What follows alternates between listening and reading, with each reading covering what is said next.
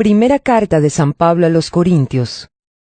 Primera de Corintios, capítulo 1.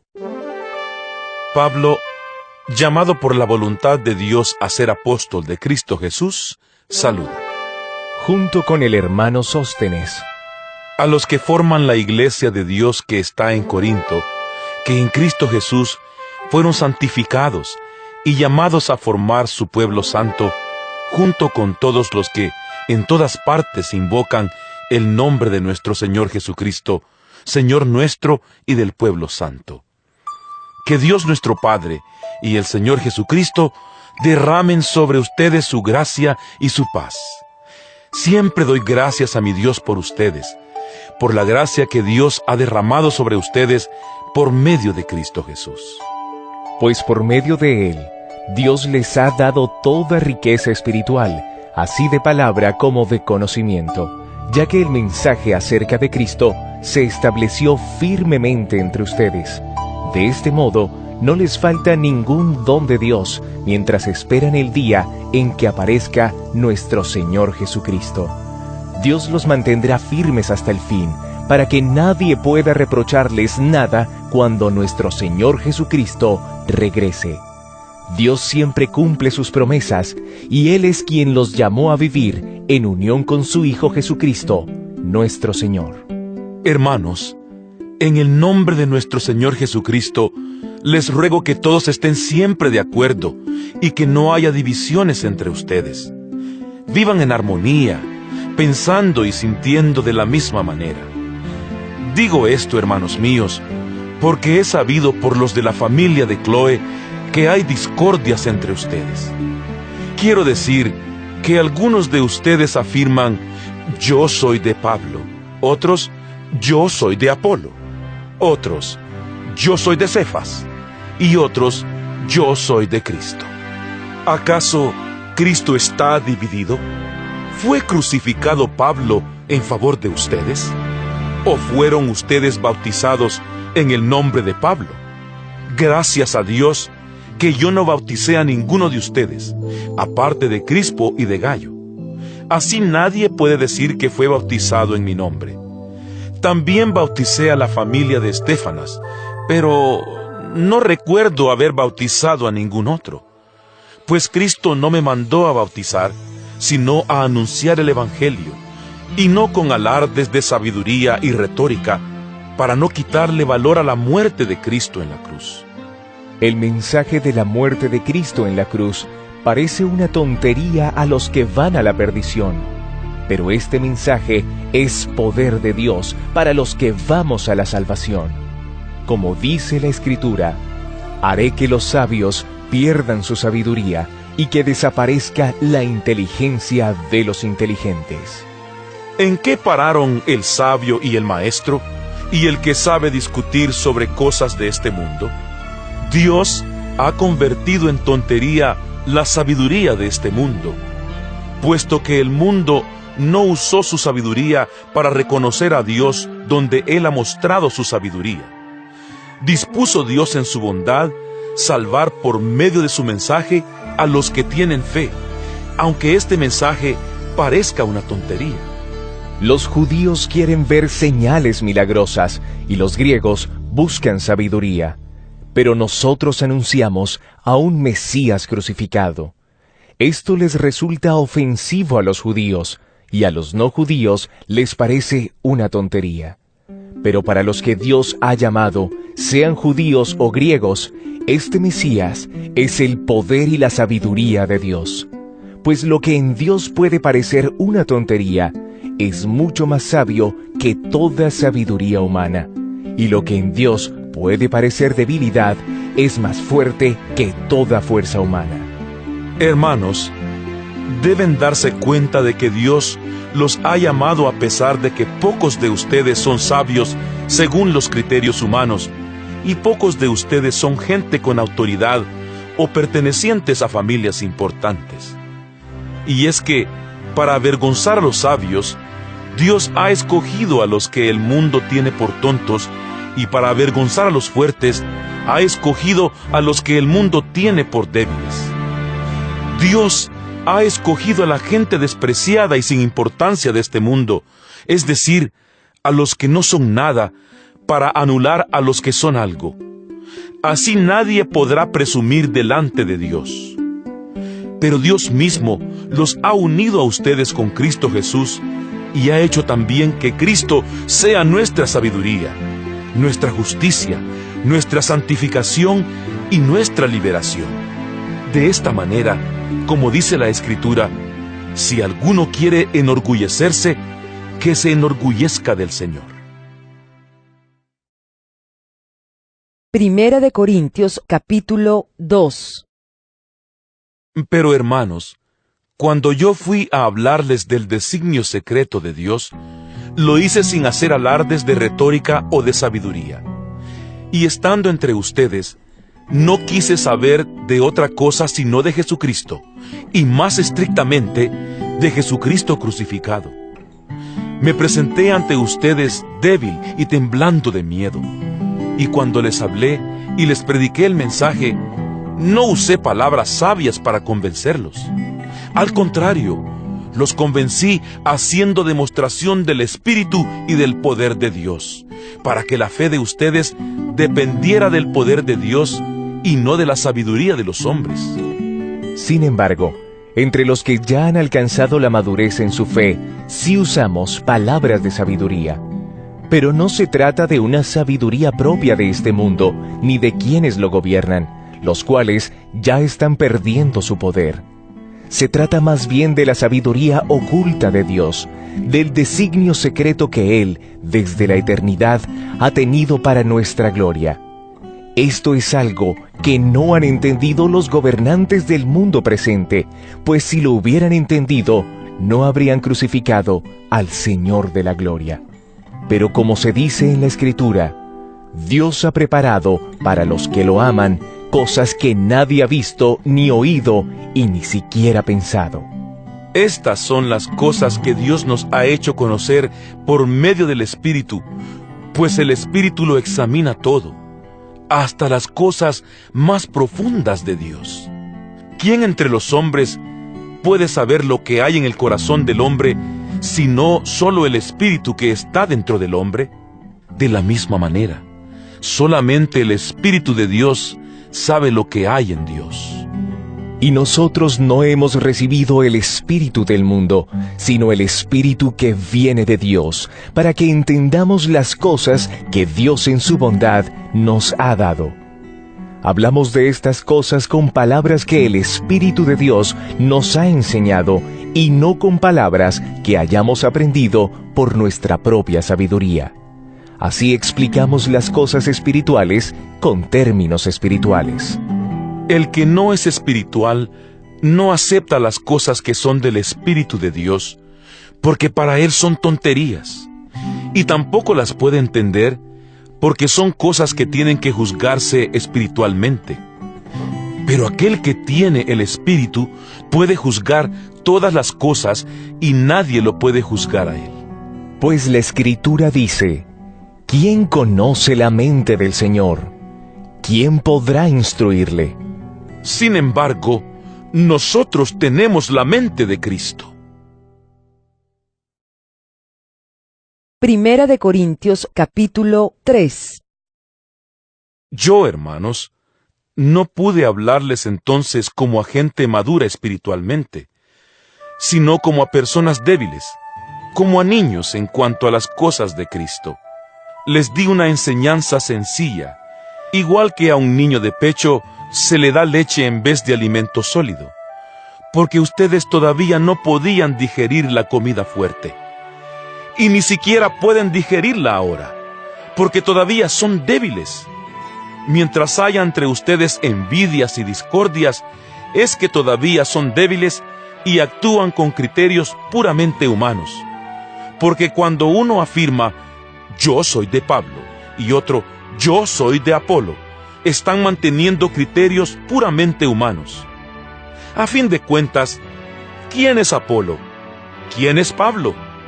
Simplemente servidores, por medio de los cuales ustedes han llegado a la fe. Cada uno de nosotros hizo el trabajo que el Señor les señaló.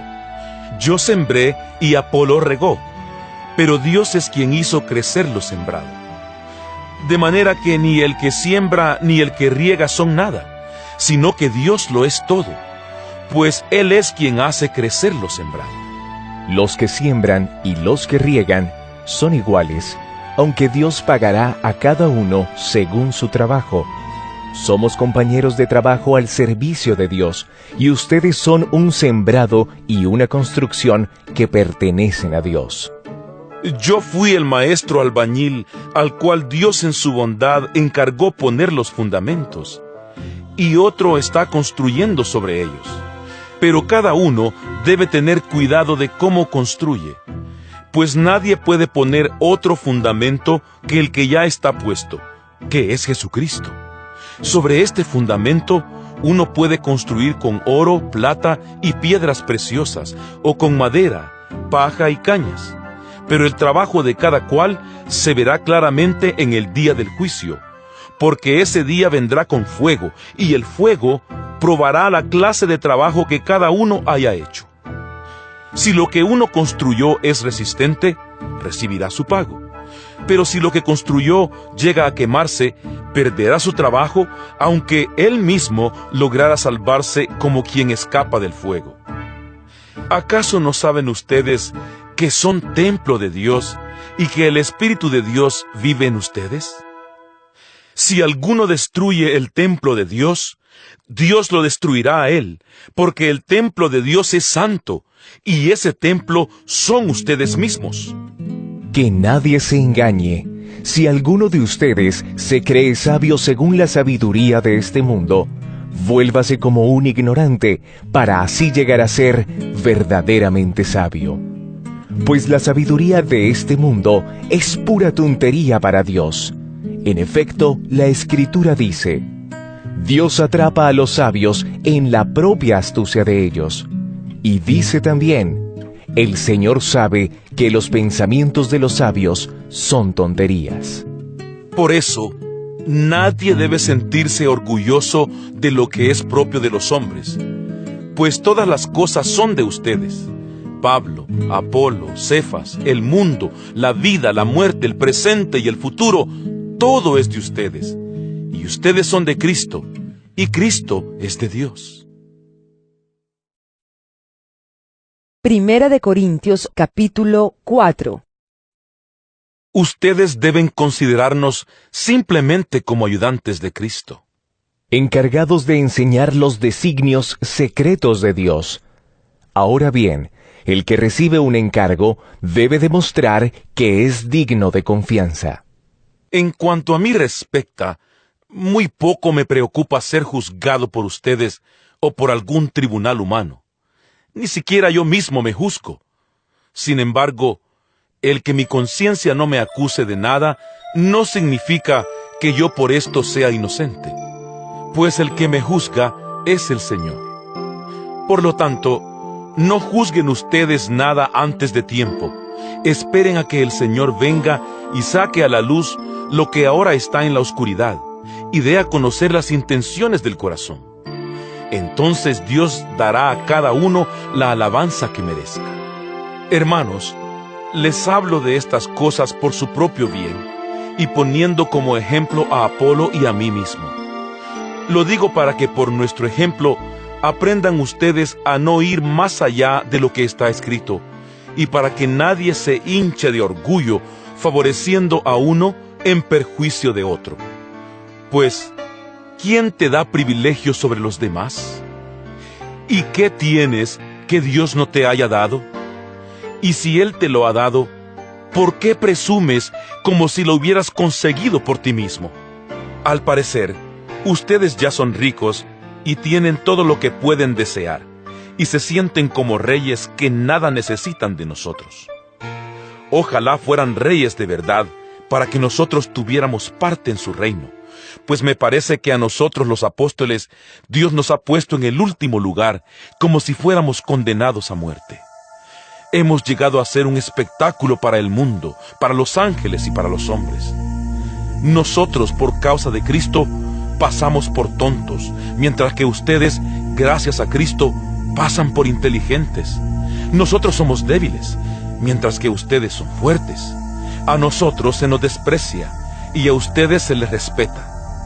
Hasta hoy mismo no hemos dejado de sufrir hambre, sed y falta de ropa. La gente nos maltrata, no tenemos hogar propio y nos cansamos trabajando con nuestras propias manos. A las maldiciones respondemos con bendiciones. Somos perseguidos y lo soportamos. Nos injurian y contestamos con bondad. Nos tratan como a basura del mundo, como a desperdicio de la humanidad. Y así hasta el día de hoy. No les escribo esto para avergonzarlos, sino para darles un consejo como a mis propios hijos, pues los amo. Pues aunque ustedes como cristianos tengan 10,000 instructores, padres no tienen muchos. Padre de ustedes soy yo, pues les anuncié el Evangelio por el cual quedaron incorporados a Cristo Jesús. Así pues, les ruego que sigan mi ejemplo.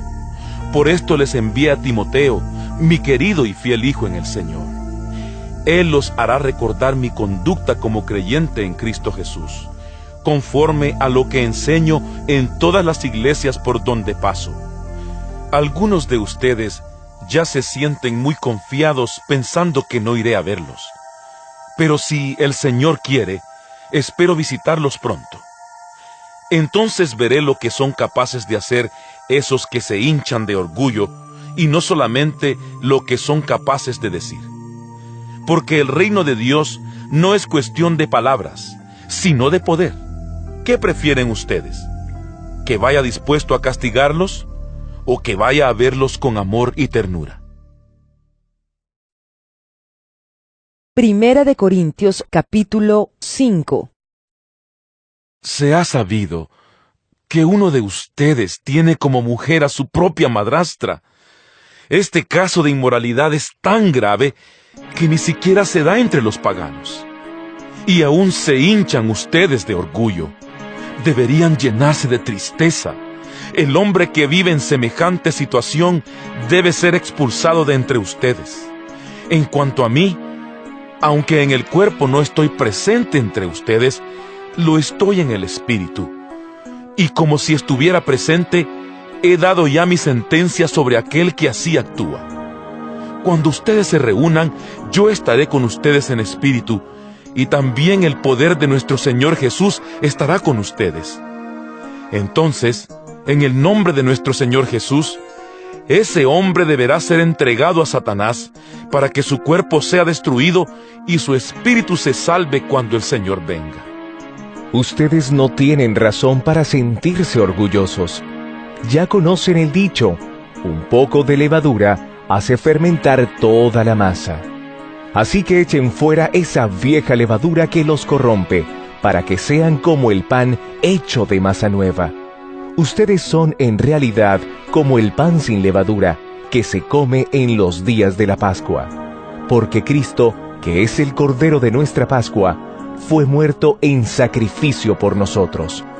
Así que debemos celebrar nuestra Pascua con el pan sin levadura, que es la sinceridad y la verdad, y no con la vieja levadura, ni con la corrupción de la maldad y la perversidad.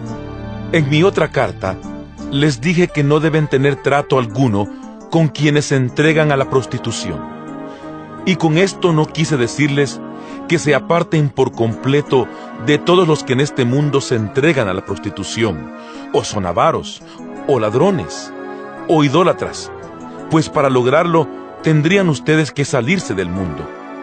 Lo que quise decir es que no deben tener trato con ninguno que, llamándose hermano, se entregue a la prostitución, o sea avaro, o idólatra, o maldiciente, o borracho, o ladrón.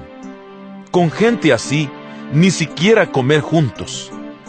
No me toca a mí juzgar a los de fuera. Dios será quien los juzgue, pero ustedes ya están juzgando a los de dentro. Por eso, quiten a ese pecador de en medio de ustedes. Primera de Corintios, capítulo 6. Cuando alguno de ustedes tiene un pleito con otro, ¿por qué va a pedir justicia a los jueces paganos en vez de pedírsela a los del pueblo santo? ¿Acaso no saben ustedes que el pueblo santo ha de juzgar al mundo?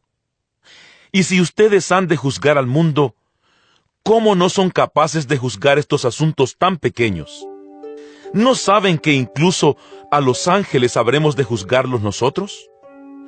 Pues con mayor razón los asuntos de esta vida.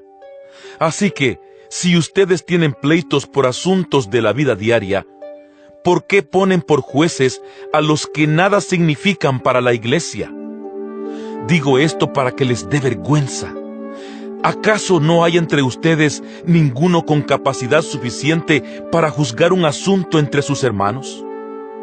No solo se pelean unos hermanos con otros, sino que llevan sus pleitos ante jueces paganos. Ya el simple hecho de tener pleitos entre ustedes mismos es un grave defecto. ¿Por qué no mejor soportar la injusticia? ¿Por qué no mejor dejar que les roben? Pero ustedes, al contrario, cometen injusticias y roban hasta a sus propios hermanos. ¿No saben ustedes que los que cometen injusticias no tendrán parte en el reino de Dios? No se dejen engañar, pues en el reino de Dios no tendrán parte los que se entregan a la prostitución, ni los idólatras, ni los que cometen adulterio, ni los afeminados, ni los homosexuales, ni los que roban, ni los avaros, ni los borrachos, ni los maldicientes, ni los ladrones. Y esto eran antes algunos de ustedes, pero ahora ya recibieron el baño de la purificación. Fueron santificados y hechos justos en el nombre del Señor Jesucristo y por el Espíritu de nuestro Dios. Se dice, yo soy libre de hacer lo que quiera. Es cierto, pero no todo conviene. Sí, yo soy libre de hacer lo que quiera, pero no debo dejar que nada me domine. También se dice, la comida es para el estómago y el estómago para la comida. Es cierto, pero Dios va a terminar con las dos cosas. En cambio, el cuerpo no es para la prostitución, sino para el Señor, y el Señor es para el cuerpo. Y así como Dios resucitó al Señor, también nos va a resucitar a nosotros por su poder. ¿Acaso no saben ustedes que su cuerpo es parte del cuerpo de Cristo? ¿Y habré de tomar yo esa parte del cuerpo de Cristo y hacerla parte del cuerpo de una prostituta? ¡Claro que no! ¿No saben ustedes que cuando un hombre se une con una prostituta, se hacen los dos un solo cuerpo? Pues la Escritura dice, los dos serán como una sola persona. Pero cuando alguien se une al Señor, se hace espiritualmente uno con Él. Huyan, pues, de la prostitución. Cualquier otro pecado que una persona comete no afecta a su cuerpo, pero el que se entrega a la prostitución peca contra su propio cuerpo. ¿No saben ustedes que su cuerpo es templo del Espíritu Santo que Dios les ha dado y que el Espíritu Santo vive en ustedes? Ustedes no son sus propios dueños, porque Dios los ha comprado. Por eso deben honrar a Dios en el cuerpo. Primera de Corintios, capítulo 7. Ahora paso a contestar las preguntas que ustedes me hicieron en su carta. Sería preferible no casarse, pero por el peligro de la prostitución, cada uno debe tener su propia esposa y cada mujer su propio esposo. Y tanto el esposo como la esposa deben cumplir con los deberes propios del matrimonio.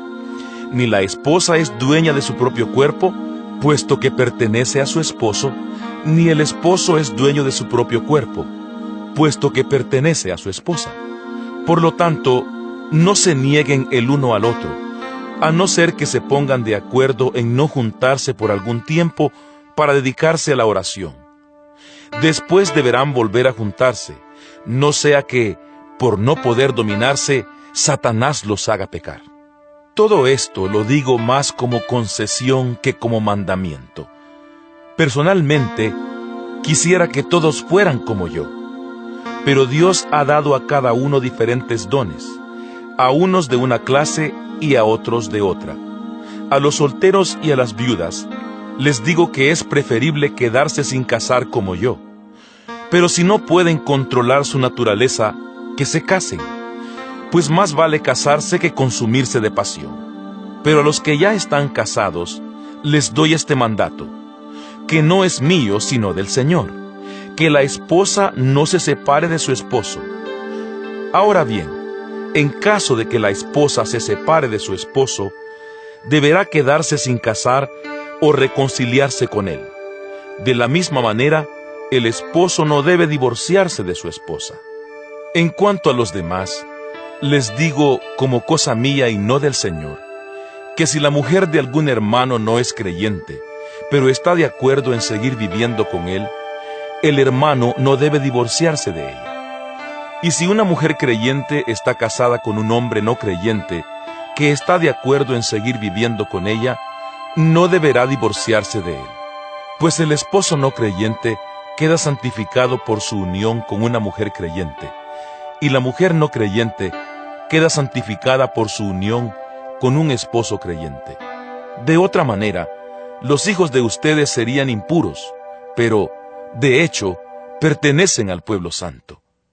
Ahora bien, si el esposo o la esposa no creyentes insisten en separarse, que lo hagan. En estos casos, el hermano o la hermana quedan en libertad, porque Dios los ha llamado a ustedes a vivir en paz. Pues, ¿cómo sabes tú, esposa, si acaso puedes salvar a tu esposo? ¿O cómo sabes tú, esposo, si acaso puedes salvar a tu esposa? Como quiera que sea, cada uno debe vivir según los dones que el Señor le ha dado, y tal como era cuando Dios lo llamó. Esta es la norma que doy a todas las iglesias. Si Dios llama a alguno que ha sido circuncidado, no trate de disimular su circuncisión. Y si llama a uno que no ha sido circuncidado, no debe circuncidarse, porque lo que importa no es estar o no estar circuncidado, sino obedecer los mandatos de Dios. Cada uno debe quedarse en la condición en que estaba cuando Dios lo llamó. Si cuando fuiste llamado eras esclavo, no te preocupes, aunque si tienes oportunidad de conseguir tu libertad, debes aprovecharla. Pues el que era esclavo cuando fue llamado a la fe, ahora es un hombre libre al servicio del Señor, y de la misma manera, el que era hombre libre cuando fue llamado, ahora es esclavo de Cristo. Dios los ha comprado a ustedes. No permitan que otros hombres los hagan esclavos. Así pues, hermanos, que cada cual permanezca delante de Dios en la condición en que estaba cuando fue llamado. En cuanto a las mujeres no casadas, no tengo ningún mandato especial del Señor, pero doy mi opinión, como uno que es digno de confianza por la misericordia del Señor. A mí me parece que es preferible que cada uno se quede tal como está, por causa de los tiempos difíciles en que vivimos. Si tienes mujer, no la abandones, y si no tienes, no la busques. Si te casas, no cometes pecado, y si una mujer soltera se casa, tampoco comete pecado. Pero los que se casan van a tener los sufrimientos propios de la naturaleza humana que yo quisiera evitarles. Hermanos, lo que quiero decir es esto: nos queda poco tiempo, por lo tanto, los casados deben vivir como si no lo estuvieran. Los que están de luto deben portarse como si estuvieran de fiesta, y los que están de fiesta deben portarse como si estuvieran de luto. Los que compran deben vivir como si nada fuera suyo, y los que están usando de este mundo deben vivir como si no estuvieran sacando provecho de él, porque este mundo que vemos ha de terminar. Yo quisiera librarlos a ustedes de preocupaciones. El que está soltero se preocupa por las cosas del Señor y por agradarle, pero el que está casado se preocupa por las cosas del mundo y por agradar a su esposa. Y así está dividido. Igualmente la mujer que ya no tiene esposo y la joven soltera se preocupan por las cosas del Señor, por ser santas tanto en el cuerpo como en el espíritu. Pero la casada se preocupa por las cosas del mundo y por agradar a su esposo. Les digo esto, no para ponerles restricciones, sino en bien de ustedes y para que vivan de una manera digna, sirviendo al Señor sin distracciones. Si alguno cree que debe casarse con su prometida porque ya está en edad de casarse, y si piensa que eso es lo más indicado, que haga lo que crea conveniente, cásese, pues no es pecado. Y si otro, sin sentirse obligado y con toda libertad para actuar como quiera, se hace en su corazón el propósito firme de no casarse, hará bien. Así que, si se casa con su prometida, hace bien, pero si no se casa, hace mejor. La mujer casada está ligada a su esposo mientras éste vive, pero si el esposo muere, ella queda libre para casarse con quien quiera, con tal de que sea un creyente. Aunque creo que será más feliz si no vuelve a casarse. Esta es mi opinión, y creo que yo también tengo el Espíritu de Dios. Primera de Corintios, capítulo 8. Ahora paso al asunto de los alimentos ofrecidos en sacrificio a los ídolos. Es verdad lo que se dice, que todos tenemos el conocimiento de la verdad, pero el conocimiento hincha de orgullo, en tanto que el amor edifica la comunidad. Si alguien cree que conoce algo, todavía no lo conoce como lo debe conocer. Pero si alguien ama a Dios, Dios lo conoce a él.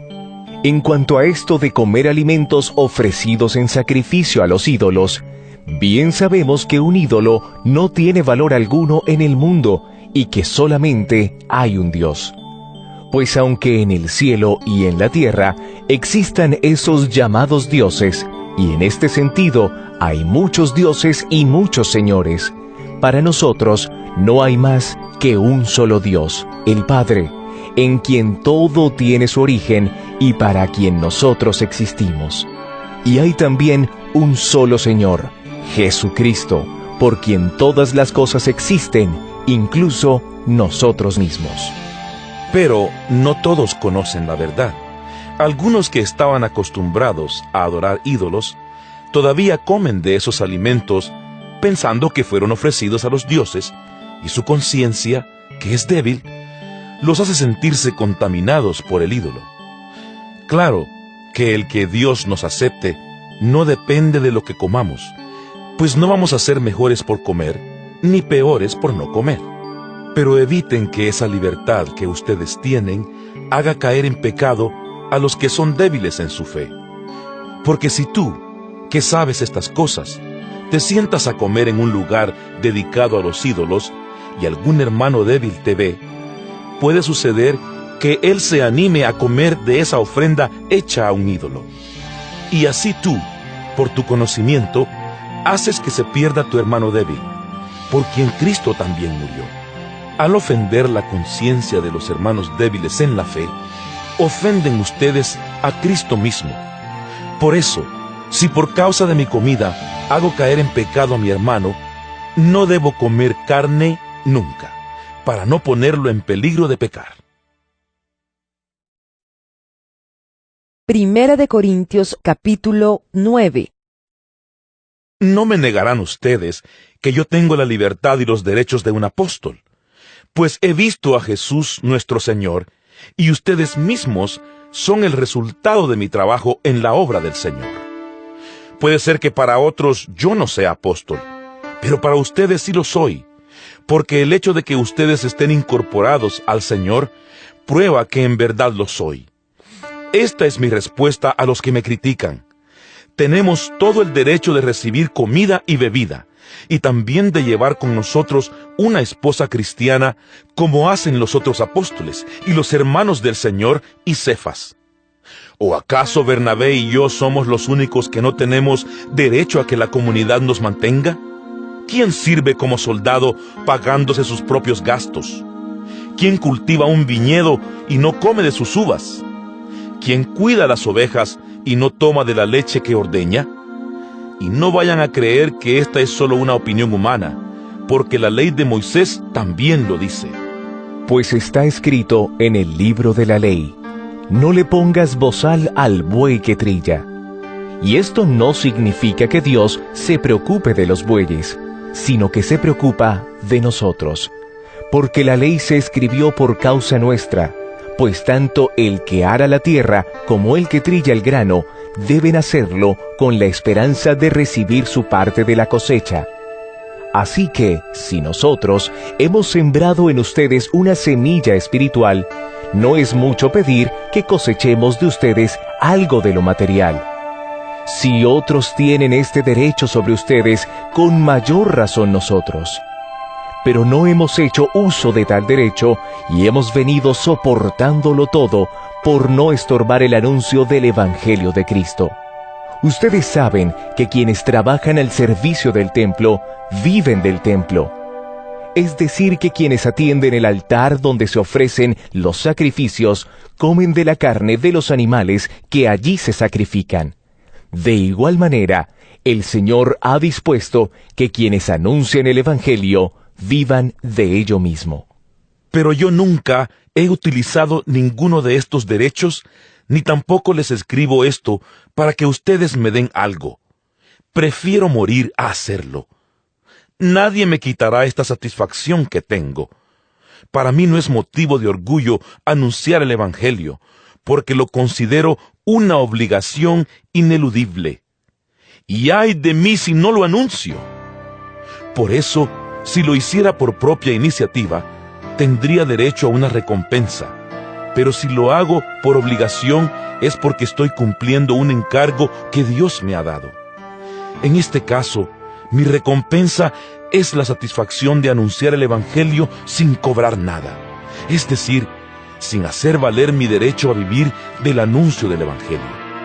Aunque no soy esclavo de nadie, me he hecho esclavo de todos, a fin de ganar para Cristo el mayor número posible de personas.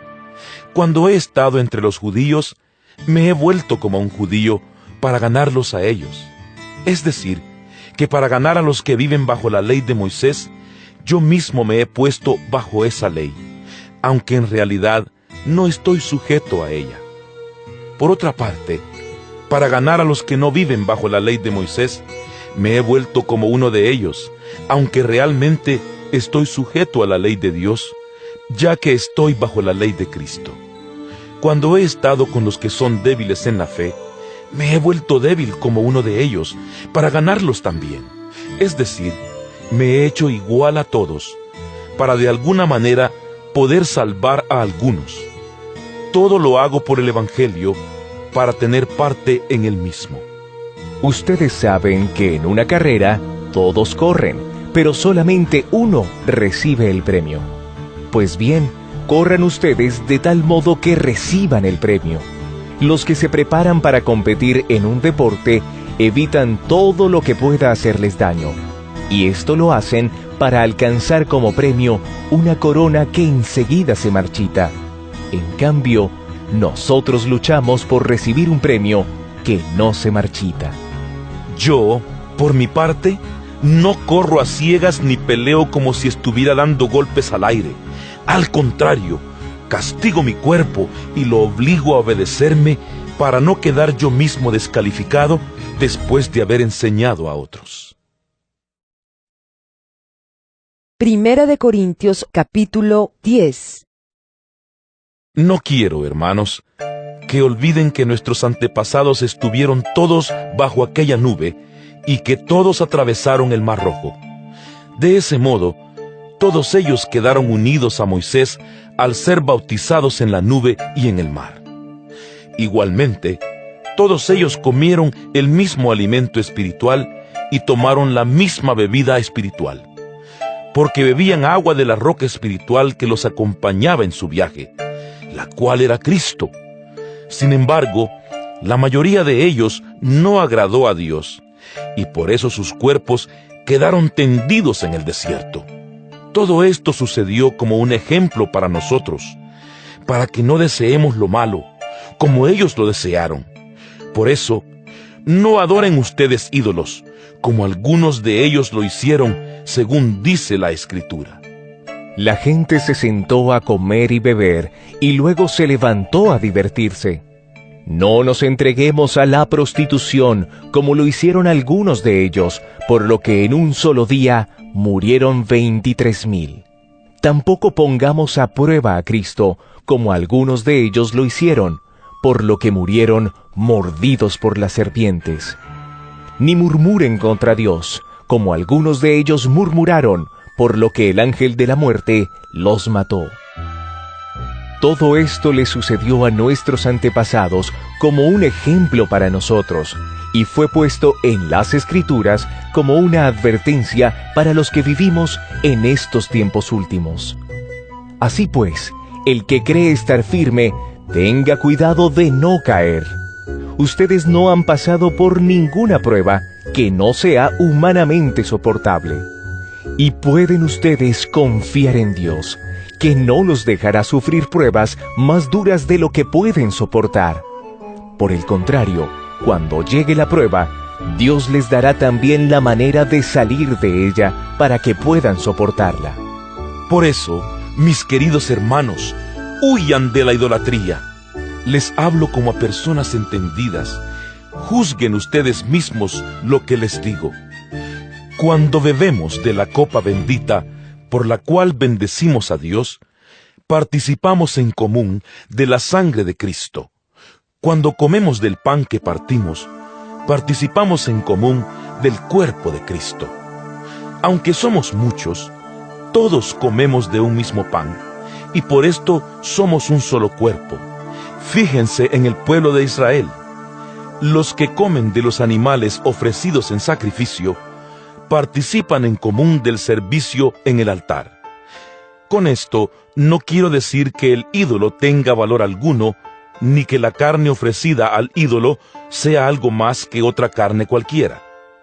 Lo que digo es que cuando los paganos ofrecen algo en sacrificio, se lo ofrecen a los demonios y no a Dios. Y yo no quiero que ustedes tengan nada en común con los demonios. No pueden beber de la copa del Señor y a la vez de la copa de los demonios. Ni pueden participar de la mesa del Señor y a la vez de la mesa de los demonios. ¿O acaso queremos poner celoso al Señor? ¿Somos acaso más fuertes que Él? Se dice, uno es libre de hacer lo que quiera. Es cierto, pero no todo conviene. Sí, uno es libre de hacer lo que quiera, pero no todo edifica la comunidad. No hay que buscar el bien de uno mismo, sino el bien de los demás. Coman ustedes de todo lo que se vende en la carnicería, sin preguntar nada por motivos de conciencia. Porque el mundo entero, con todo lo que hay en él, es del Señor. Si uno que no es creyente los invita a comer, y ustedes quieren ir, coman de todo lo que les sirvan, sin preguntar nada por motivos de conciencia. Ahora bien, si alguien les dice, esta carne fue ofrecida en sacrificio, entonces no la coman, en atención al que lo dijo y por motivos de conciencia. Estoy hablando de la conciencia del otro, no de la de ustedes. Yo no debo hacer que mi libertad sea mal juzgada por la conciencia de otra persona. Si doy gracias a Dios por lo que como, no debo hacer que se hable mal de lo que para mí es motivo de dar gracias a Dios. En todo caso, lo mismo si comen que si beben, que si hacen cualquier otra cosa, háganlo todo para la gloria de Dios. No den mal ejemplo a nadie, ni a los judíos, ni a los no judíos, ni a los que pertenecen a la iglesia de Dios. Yo, por mi parte, procuro agradar a todos en todo, sin buscar mi propio bien, sino el de los demás, para que alcancen la salvación. Primera de Corintios, capítulo 11. Sigan ustedes mi ejemplo, como yo sigo el ejemplo de Cristo. Los felicito porque siempre se acuerdan de mí y mantienen las tradiciones que les transmití. Pero quiero que entiendan que Cristo es cabeza de cada hombre y que el esposo es cabeza de su esposa, así como Dios es cabeza de Cristo. Si un hombre se cubre la cabeza cuando ora o cuando comunica mensajes proféticos, deshonra su cabeza. En cambio, si una mujer no se cubre la cabeza cuando ora o cuando comunica mensajes proféticos, deshonra su cabeza. Es igual que si se hubiera rapado, porque si una mujer no se cubre la cabeza, más vale que se la rape de una vez. Pero si la mujer considera vergonzoso cortarse el cabello o raparse la cabeza, entonces que se la cubra. El hombre no debe cubrirse la cabeza, porque él es imagen de Dios y refleja la gloria de Dios. Pero la mujer refleja la gloria del hombre, pues el hombre no fue sacado de la mujer, sino la mujer del hombre. Y el hombre no fue creado por causa de la mujer, sino la mujer por causa del hombre. Precisamente por esto, y por causa de los ángeles, la mujer debe llevar sobre la cabeza una señal de autoridad. Sin embargo, en la vida cristiana, ni el hombre existe sin la mujer, ni la mujer sin el hombre. Pues aunque es verdad que la mujer fue formada del hombre, también es cierto que el hombre nace de la mujer, y todo tiene su origen en Dios. Ustedes mismos juzguen si está bien que la mujer ore a Dios sin cubrirse la cabeza. La naturaleza misma nos enseña que es una vergüenza que el hombre se deje crecer el cabello. En cambio, es una honra para la mujer dejárselo crecer, porque a ella se le ha dado el cabello largo para que le cubra la cabeza. En todo caso, si alguno quiere discutir este asunto, debe saber que ni nosotros ni las iglesias de Dios conocemos otra costumbre. Al escribirles lo que sigue, no puedo felicitarlos, pues parece que sus reuniones les hacen daño en vez de hacerles bien. En primer lugar, se me ha dicho que cuando la comunidad se reúne, hay divisiones entre ustedes, y en parte creo que esto es verdad. No cabe duda de que ustedes tienen que dividirse en partidos, para que se conozca el valor de cada uno. El resultado de esas divisiones es que la cena que ustedes toman en sus reuniones ya no es realmente la cena del Señor. Porque a la hora de comer, cada uno se adelanta a tomar su propia cena, y mientras unos se quedan con hambre, otros hasta se emborrachan. ¿No tienen ustedes casas donde comer y beber? ¿Por qué menosprecian la iglesia de Dios y ponen en vergüenza a los que no tienen nada? ¿Qué les voy a decir? ¿Que los felicito? No en cuanto a esto. Porque yo recibí esta tradición dejada por el Señor, y que yo a mi vez les transmití. Que la misma noche que el Señor Jesús fue traicionado, tomó en sus manos pan, y después de dar gracias a Dios, lo partió y dijo: «Esto es mi cuerpo, que muere en favor de ustedes. Hagan esto en memoria de mí». Así también, después de la cena, tomó en sus manos la copa y dijo: «Esta copa es la nueva alianza confirmada con mi sangre. Cada vez que beban, háganlo en memoria de mí». De manera que, hasta que venga el Señor, ustedes proclaman su muerte cada vez que comen de este pan y beben de esta copa. Así pues, cualquiera que come del pan o bebe de la copa del Señor de manera indigna, comete un pecado contra el cuerpo y la sangre del Señor. Por tanto, cada uno debe examinar su propia conciencia antes de comer del pan y beber de la copa. Porque si come y bebe sin fijarse en que se trata del cuerpo del Señor, para su propio castigo come y bebe. Por eso, muchos de ustedes están enfermos y débiles, y también algunos han muerto. Si nos examináramos bien a nosotros mismos, el Señor no tendría que castigarnos, aunque si el Señor nos castiga, es para que aprendamos y no seamos condenados con los que son del mundo. Así que, hermanos míos, cuando se reúnan para comer, espérense unos a otros. Y si alguno tiene hambre, que coma en su propia casa, para que Dios no tenga que castigarlos por esa clase de reuniones. Los otros asuntos los arreglaré cuando vaya a verlos. Primera de Corintios capítulo 12. Hermanos, quiero que ustedes sepan algo respecto a los dones espirituales. Ustedes saben que cuando todavía no eran creyentes, se dejaban arrastrar ciegamente tras los ídolos mudos. Por eso, ahora quiero que sepan que nadie puede decir, «Maldito sea Jesús», si está hablando por el poder del Espíritu de Dios. Y tampoco puede decir nadie, «Jesús es Señor», si no está hablando por el poder del Espíritu Santo. Hay en la iglesia diferentes dones, pero el que los concede es un mismo Espíritu. Hay diferentes maneras de servir, pero todas por encargo de un mismo Señor. Y hay diferentes manifestaciones de poder, pero es un mismo Dios, que con su poder lo hace todo en todos. Dios da a cada uno alguna prueba de la presencia del Espíritu, para provecho de todos.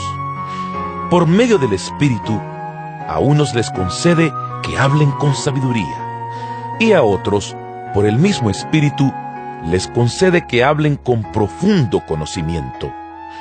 Unos reciben fe por medio del mismo Espíritu, y otros reciben el don de curar enfermos. Unos reciben poder para hacer milagros, y otros tienen el don de profecía. A unos, Dios les da la capacidad de distinguir entre los espíritus falsos y el espíritu verdadero, y a otros la capacidad de hablar en lenguas, y todavía a otros les da la capacidad de interpretar lo que se ha dicho en esas lenguas. Pero todas estas cosas las hace con su poder el único y mismo Espíritu, dando a cada persona lo que a él mejor le parece. El cuerpo humano, aunque está formado por muchos miembros, es un solo cuerpo. Así también Cristo. Y de la misma manera, todos nosotros, judíos o no judíos, esclavos o libres, fuimos bautizados para formar un solo cuerpo por medio de un solo Espíritu. Y a todos se nos dio a beber de ese mismo Espíritu. Un cuerpo no se compone de un solo miembro, sino de muchos. Si el pie dijera, como no soy mano, no soy del cuerpo, no por eso dejaría de ser del cuerpo. Y si la oreja dijera, como no soy ojo, no soy del cuerpo, no por eso dejaría de ser del cuerpo. Y si todo el cuerpo fuera ojo, no podríamos oír. Y si todo el cuerpo fuera oído, no podríamos oler. Pero Dios ha puesto cada miembro del cuerpo en el sitio que mejor le pareció. Si todo fuera un solo miembro, no habría cuerpo. Lo cierto es que, aunque son muchos los miembros, el cuerpo solo es uno. El ojo no puede decirle a la mano, no te necesito. Ni la cabeza puede decirles a los pies, no los necesito. Al contrario, los miembros del cuerpo que parecen más débiles son los que más se necesitan, y los miembros del cuerpo que menos estimamos son los que vestimos con más cuidado. Y los miembros que consideramos menos presentables son los que tratamos con más modestia, lo cual no es necesario hacer con los miembros más presentables. Dios arregló el cuerpo de tal manera que los miembros menos estimados reciban más honor, para que no haya desunión en el cuerpo, sino que cada miembro del cuerpo se preocupe por los otros. Si un miembro del cuerpo sufre, todos los demás sufren también. Y si un miembro recibe atención especial, todos los demás comparten su alegría. Pues bien, ustedes son el cuerpo de Cristo, y cada uno de ustedes es un miembro con su función particular. Dios ha querido que en la iglesia haya, en primer lugar, apóstoles, en segundo lugar, profetas, en tercer lugar, maestros, luego, personas que hacen milagros y otras que curan enfermos, o que ayudan, o que dirigen, o que hablan en lenguas. No todos son apóstoles, ni todos son profetas. No todos son maestros, ni todos hacen milagros. Ni todos tienen poder para curar enfermos. Tampoco todos hablan en lenguas, ni todos saben interpretarlas. Ustedes deben ambicionar los mejores dones. Yo voy a enseñarles un camino mucho mejor. Primera de Corintios capítulo 13. Si hablo las lenguas de los hombres y aún de los ángeles, pero no tengo amor, no soy más que un metal que resuena o un platillo que hace ruido. Y si tengo el don de profecía y entiendo todos los designios secretos de Dios, y sé todas las cosas, y si tengo la fe necesaria para mover montañas, pero no tengo amor, no soy nada. Y si reparto entre los pobres todo lo que poseo, y aun si entrego mi propio cuerpo para tener de qué enorgullecerme, pero no tengo amor, de nada me sirve. Tener amor es saber soportar, es ser bondadoso, es no tener envidia, ni ser presumido, ni orgulloso, ni grosero, ni egoísta, es no enojarse ni guardar rencor, es no alegrarse de las injusticias, sino de la verdad. Tener amor es sufrirlo todo, creerlo todo, esperarlo todo, soportarlo todo. El amor jamás dejará de existir. Un día el don de profecía terminará, y ya no se hablará en lenguas, ni serán necesarios los conocimientos, porque los conocimientos y la profecía son cosas imperfectas, que llegarán a su fin cuando venga lo que es perfecto. Cuando yo era niño, hablaba, pensaba y razonaba como un niño, pero al hacerme hombre, dejé atrás lo que era propio de un niño. Ahora vemos de manera indirecta, como en un espejo y borrosamente, pero un día veremos cara a cara. Mi conocimiento es ahora imperfecto, pero un día conoceré a Dios como Él me ha conocido siempre a mí. 3 cosas hay que son permanentes: la fe, la esperanza y el amor. Pero la más importante de las 3 es el amor. Primera de Corintios capítulo 14. Procuren, pues, tener amor, y al mismo tiempo aspiren a que Dios les dé dones espirituales, especialmente el de profecía. Aquel que habla en lenguas extrañas, habla a Dios y no a seres humanos, pues nadie lo entiende. En su espíritu dice cosas secretas, pero nadie las entiende. En cambio, el que comunica mensajes proféticos lo hace para edificación de la comunidad y la anima y consuela. El que habla en una lengua extraña lo hace para su propio bien, pero el que comunica mensajes proféticos edifica a la iglesia. Yo quisiera que todos ustedes hablaran en lenguas extrañas, pero preferiría que comunicaran mensajes proféticos. Esto es mejor que hablar en lenguas, a menos que se interprete su significado de tal manera que sirva para edificación de la iglesia. Por ejemplo, hermanos, no les servirá de nada que yo los visite y les hable en lenguas extrañas, en vez de hablarles de lo que Dios nos manifiesta o del conocimiento de la verdad, o en vez de comunicarles algún mensaje profético o alguna enseñanza. Si los instrumentos musicales como la flauta o el arpa no tuvieran diferente sonido, no podría distinguirse qué música produce cada uno. Y si en la guerra la trompeta no diera sus toques con claridad, nadie se prepararía para la batalla. Lo mismo sucede con ustedes. Si no usan su lengua para pronunciar palabras que se puedan entender, ¿cómo va a saberse lo que están diciendo? Le estarán hablando al aire. Sin duda hay muchos idiomas en el mundo, y todos se valen del sonido. Pero si yo no conozco el significado de los sonidos, seré un extranjero para el que me habla, y él será un extranjero para mí. Por eso, ya que ustedes ambicionan poseer dones espirituales, procuren tener en abundancia aquellos que ayudan a la edificación de la iglesia. Por lo tanto, el que habla en lengua extraña, pídale a Dios que le conceda el poder de interpretarla. Pues si yo oro en una lengua extraña, es verdad que estoy orando con mi espíritu, pero mi entendimiento permanece estéril. ¿Qué debo hacer entonces? Pues debo orar con el espíritu, pero también con el entendimiento. Debo cantar con el espíritu, pero también con el entendimiento.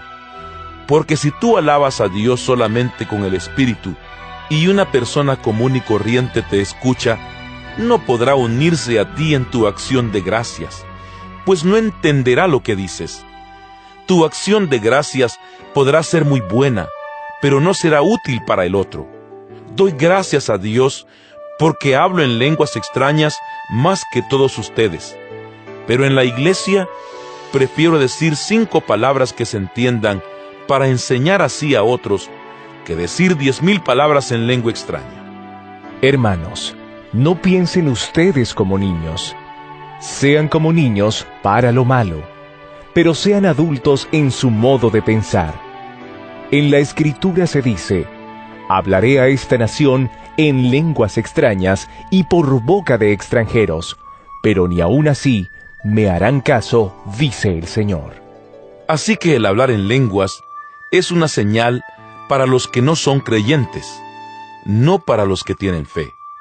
Pero el comunicar mensajes proféticos es una señal para los que tienen fe, no para los que no son creyentes. Porque cuando la iglesia se encuentra reunida, si todos están hablando en lenguas y entra una persona común y corriente o un no creyente, creerá que ustedes se han vuelto locos.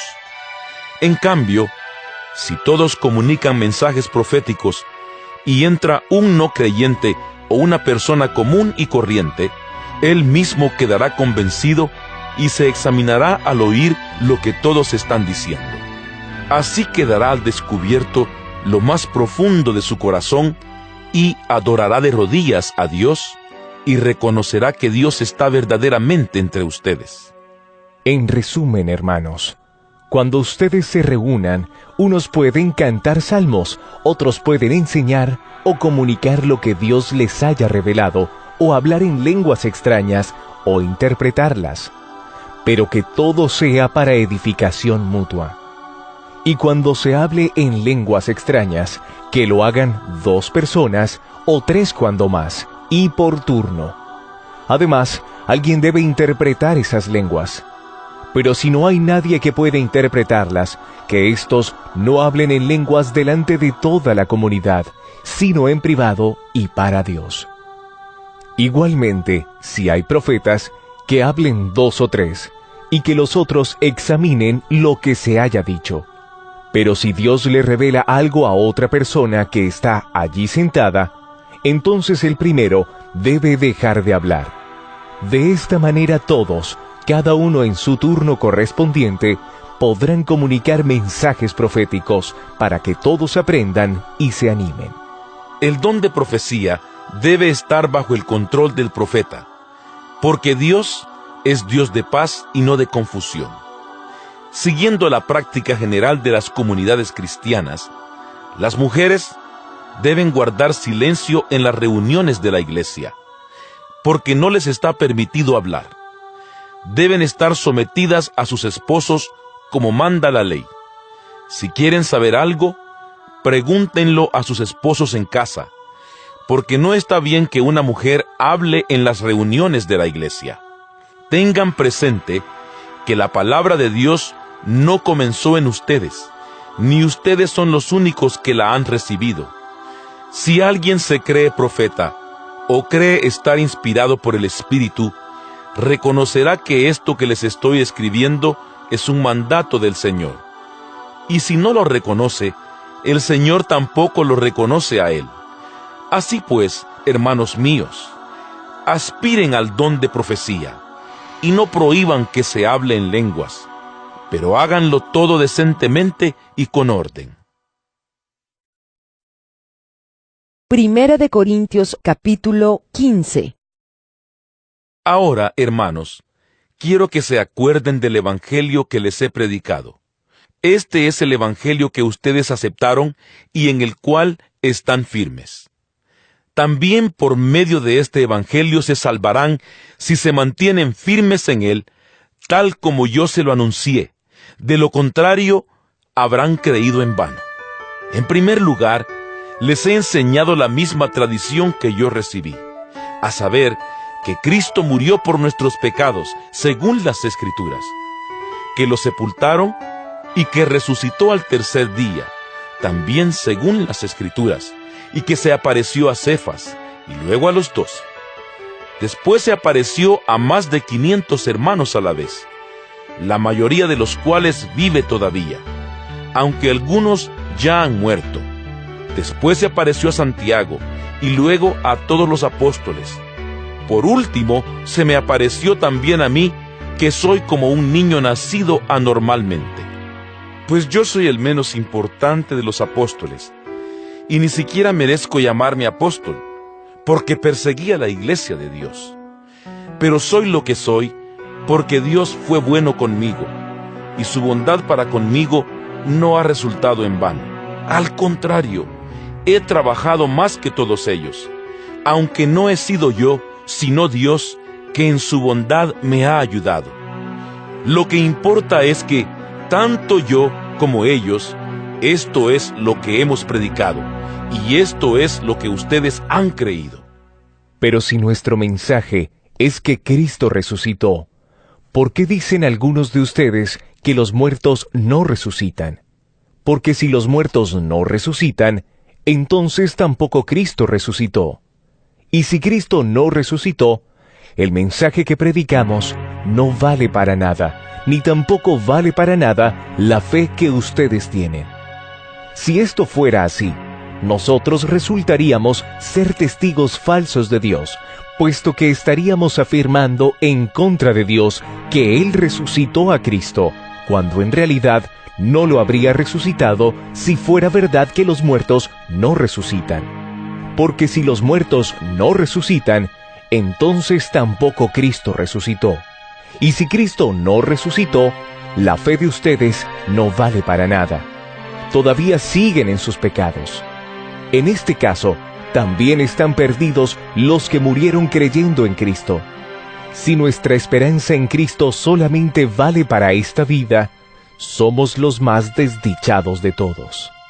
Pero lo cierto es que Cristo ha resucitado. Él es el primer fruto de la cosecha. Ha sido el primero en resucitar. Así como por causa de un hombre vino la muerte, también por causa de un hombre viene la resurrección de los muertos. Y así como en Adán todos mueren, así también en Cristo todos tendrán vida. Pero cada uno en el orden que le corresponda. Cristo en primer lugar. Después, cuando Cristo vuelva, los que son suyos. Entonces vendrá el fin, cuando Cristo derrote a todos los señoríos, autoridades y poderes y entregue el reino al Dios y Padre. Porque Cristo tiene que reinar hasta que todos sus enemigos estén puestos debajo de sus pies, y el último enemigo que será derrotado es la muerte, porque Dios lo ha sometido todo bajo los pies de Cristo. Pero cuando dice que todo le ha quedado sometido, es claro que esto no incluye a Dios mismo, ya que es Él quien le sometió todas las cosas. Y cuando todo haya quedado sometido a Cristo, entonces Cristo mismo, que es el Hijo, se someterá a Dios, que es quien sometió a Él todas las cosas.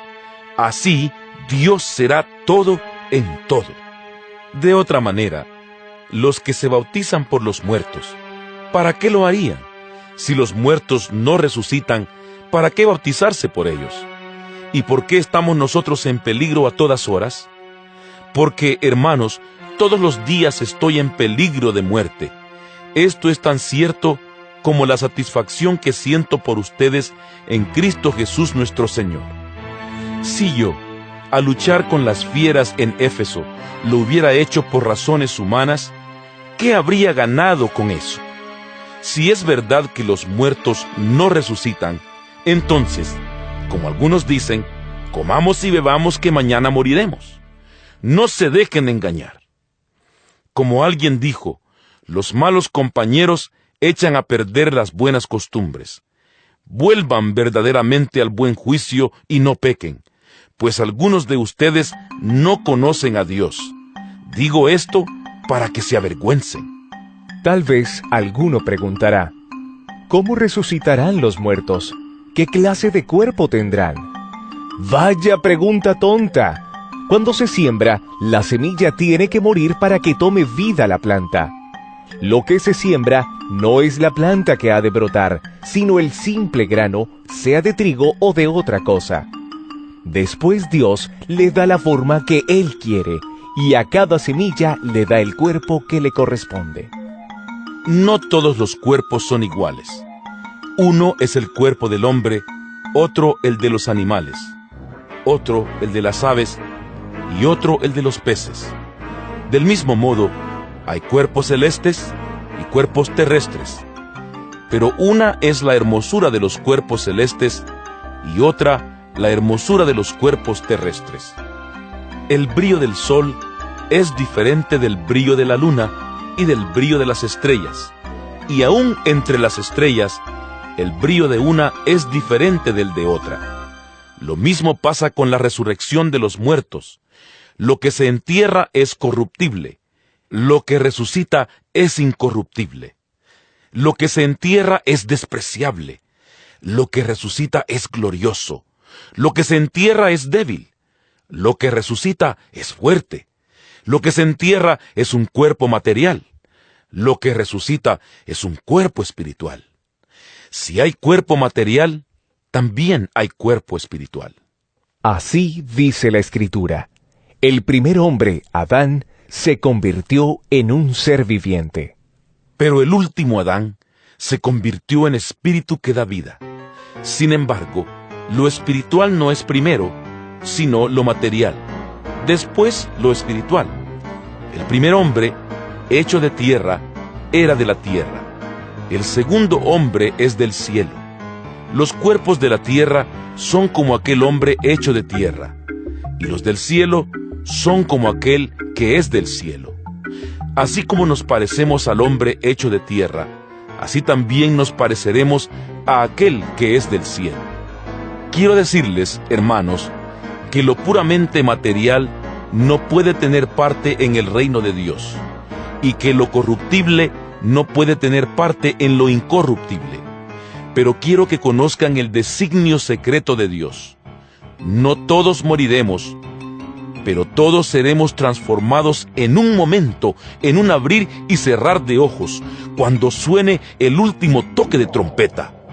Porque sonará la trompeta, y los muertos serán resucitados para no volver a morir, y nosotros seremos transformados. Pues nuestra naturaleza corruptible se revestirá de lo incorruptible, y nuestro cuerpo mortal se revestirá de inmortalidad. Y cuando nuestra naturaleza corruptible se haya revestido de lo incorruptible, y cuando nuestro cuerpo mortal se haya revestido de inmortalidad, se cumplirá lo que dice la Escritura. La muerte ha sido devorada por la victoria. ¿Dónde está, oh muerte, tu victoria? ¿Dónde está, oh muerte, tu aguijón? El aguijón de la muerte es el pecado, y el pecado ejerce su poder por la ley. Pero gracias a Dios que nos da la victoria por medio de nuestro Señor Jesucristo. Por lo tanto, mis queridos hermanos, sigan firmes y constantes, trabajando siempre más y más en la obra del Señor, porque ustedes saben que no es en vano el trabajo que hacen en unión con el Señor. Primera de Corintios, capítulo 16. En cuanto a la colecta para los del pueblo santo, háganla según las instrucciones que di a las iglesias en la provincia de Galacia. Los domingos, cada uno de ustedes debe apartar algo, según lo que haya ganado, y guardarlo para que cuando yo llegue, no se tengan que hacer colectas. Y cuando yo llegue, mandaré a Jerusalén a las personas que ustedes escojan, dándoles cartas para llevar la colecta hecha por ustedes. Y si es conveniente que yo también vaya, ellos irán conmigo. En mi viaje, tengo que pasar por la región de Macedonia, y después de Macedonia llegaré a Corinto. puede ser que me quede con ustedes algún tiempo, o que tal vez pase ahí todo el invierno. Entonces ustedes podrán ayudarme en mi viaje a donde tenga que ir después. No quiero verlos ahora solamente de paso, sino que espero estar algún tiempo con ustedes si el Señor lo permite.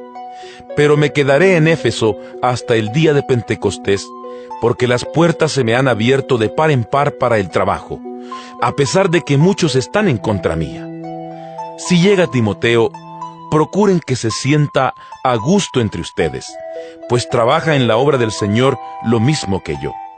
Así que ninguno de ustedes lo desprecie, sino, al contrario, ayúdenlo a seguir su viaje en paz para que venga a verme, porque lo estoy esperando junto con los otros hermanos. En cuanto al hermano Apolo, le rogué mucho que fuera con los hermanos a visitarlos a ustedes, pero por ahora no quiso ir. Lo hará cuando tenga oportunidad. Manténganse despiertos y firmes en la fe. Tengan mucho valor y firmeza, y todo lo que hagan, háganlo con amor. Hermanos, ustedes saben que la familia de Estéfanas fue la primera que en la región de Acaya se convirtió al Evangelio, y que ellos se han dedicado a servir a los hermanos en la fe. Quiero que ustedes, a su vez, se sometan a personas como ellos y a todos los que ayudan y trabajan en esta labor. Me alegro de que hayan venido Estéfanas, Fortunato y Acaico, pues en ausencia de ustedes, ellos me han dado tranquilidad, lo mismo que a ustedes. Tengan en cuenta a personas como ellos.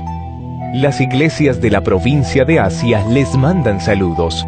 Áquila y Prisca y la congregación que se reúne en su casa les mandan muchos saludos en el Señor. Reciban saludos de todos los hermanos. Salúdense unos a otros con un beso santo. Yo, Pablo, les escribo a ustedes este saludo de mi puño y letra. Si alguien no ama al Señor, que caiga sobre él la maldición de Dios.